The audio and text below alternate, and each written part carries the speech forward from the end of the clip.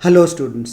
तो इन this video हम क्या सीखने वाले हैं ना कि equation of a line perpendicular to a given line कैसे होता है।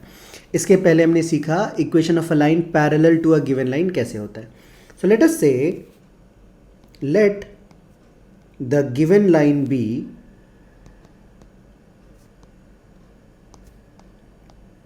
ax plus by plus c equals to 0। तो इसका अगर हम स्लोप ढूंढना चाहेंगे तो slope we know students is minus a by b. Now अगर दो लाइंस परपेंडिकुलर होते हैं, हमको यहाँ पे दो परपेंडिकुलर लाइंस के बारे में डिस्कशन करना है इस कॉन्सेप्ट में। सो लेट अस से एक लाइन का स्लोप है m1 और दूसरे लाइन का स्लोप है m2। So what do we know students? We know कि m1 इंटू m2 जो है ना वो -1 होता है।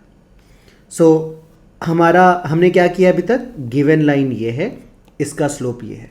तो अगर इसका परपेंडिकुलर लाइन का हमको स्लोप चाहिए तो we can write therefore slope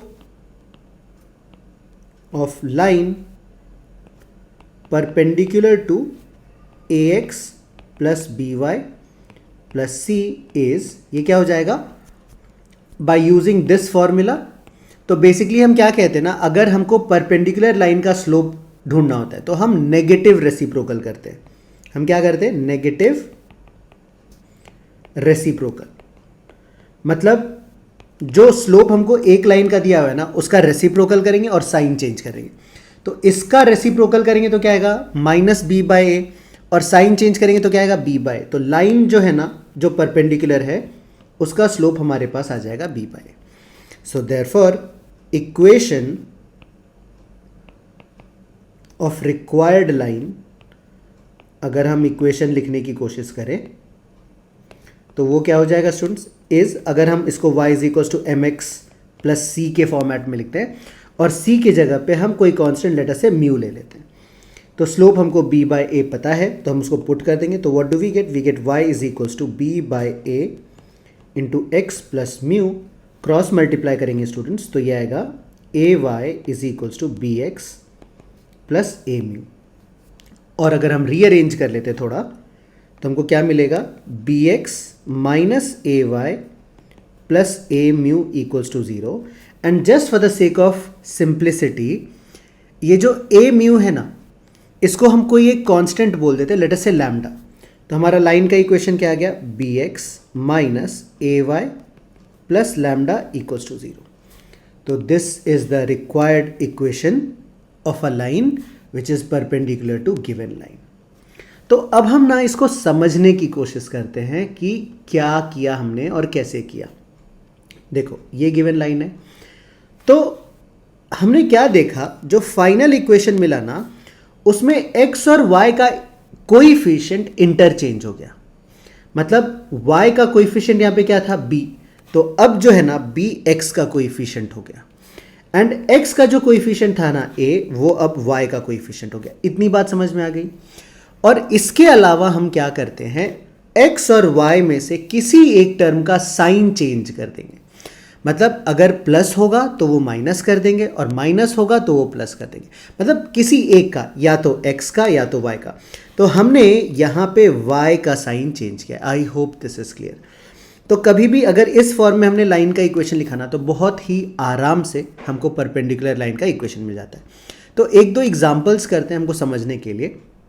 so let us take another page, और यहाँ पे मान लो कि हमको दिया हुआ है एक लाइन है 3x plus 4y plus 14 equals to 0। ये हम एग्जाम्पल कर रहे हैं। तो अगर इस लाइन के परपेंडिकुलर हमको एक लाइन चाहिए ना तो हम क्या करेंगे? y का कोएफिशिएंट क्या है? 4, और x का कोएफिशिएंट क्या है? 3। तो हम इसको इंटरचेंज कर देंगे। हमने लिखा 4x 3y, और किसी एक टर्म का साइन चेंज करें ना, हम y का साइन चेंज कर देते हैं। तो 4x minus 3y plus lambda equals to 0। I hope this is clear. अगर सपोज एक दूसरा एग्जाम्पल कर लेते हैं, जैसे मान लो मैंने लिखा x plus 5y minus 4 equals to 0। तो हम क्या करेंगे? y का कोएफिशिएंट x के पास लेके जाएंगे तो 5x, और x का कोएफिशिएंट था 1, उसको हम y के साथ मल्टीप्लाई करेंगे साइन चेंज करके, तो minus y plus lambda equals to 0, तो ये हमारा लाइन हो जाएगा। I hope this is clear student. तो इसका एप्लीकेशन हम एक एग्जाम्पल करके और अच्छे से समझते हैं सो दैट हमारा अंडरस्टैंडिंग 100% क्लियर हो जाए। तो देखो ये क्या कह रहा है, ये कह रहा है find the equation of line perpendicular to this and passing through the point of intersection of these two lines. तो हमको बोला है कि हमारा जो लाइन है ना वो एक तो इसके परपेंडिकुलर होना चाहिए और इन दोनों के पॉइंट ऑफ इंटरसेक्शन से पास होना चाहिए। तो सबसे पहले हम क्या करते हैं, हमारा रिक्वायर्ड लाइन का इक्वेशन लिख लेते हैं।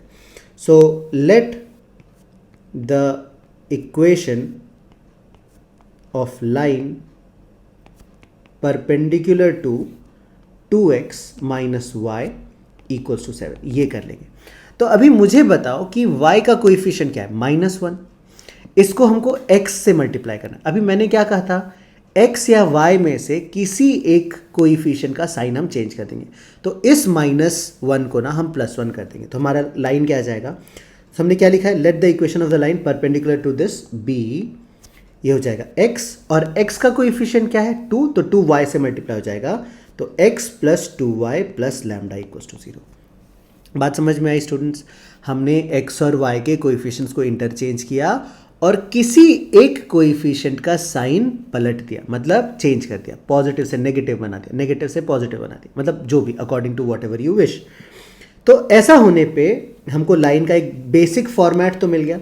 अब हमको क्या कह रहा है ना कि हमारा जो ये रिक्वायर्ड लाइन है ना, ये इन दोनों के पॉइंट ऑफ इंटरसेक्शन से पास कर रहा है। सो लेट अस से पॉइंट ऑफ इंटरसेक्शन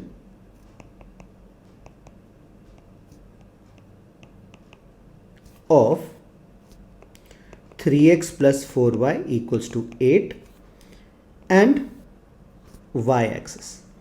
तो स्टूडेंट्स सबसे पहले तो मुझे ये बताओ कि y एक्सिस का इक्वेशन क्या होता है। तो y एक्सिस का इक्वेशन होता है x इक्वल्स टू 0।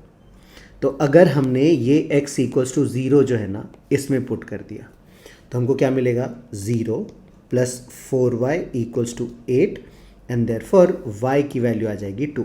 तो हमारा देयरफॉर पॉइंट ऑफ इंटरसेक्शन जो है ना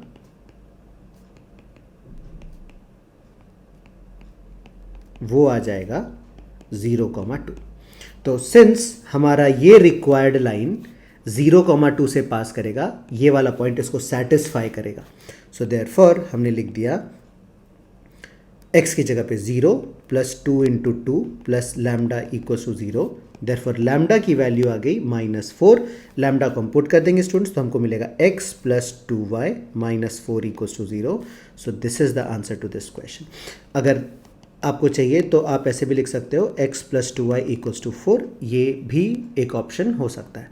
सो that is how we solve such type of question. देखो स्टूडेंट्स, ये जो दोनों कॉन्सेप्ट्स हैं ना ये काफ़ी आसान है ना, लेकिन इसका इम्पोर्टेंस काफ़ी हो जाता है क्योंकि ये सारे कॉन्सेप्ट्स हमारे टाइम सेव करने में हमारी मदद करता है, हमें हेल्पफुल होता है।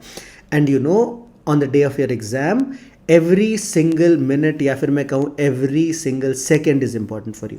तो these two are very important concepts, ये वाला और इसके पहले वाला अच्छे से देखो, रिवाइज करो, इसके बेसिस पे क्वेश्चन सॉल्व करो and let me know in the comment section. So that is all that we have in this video students.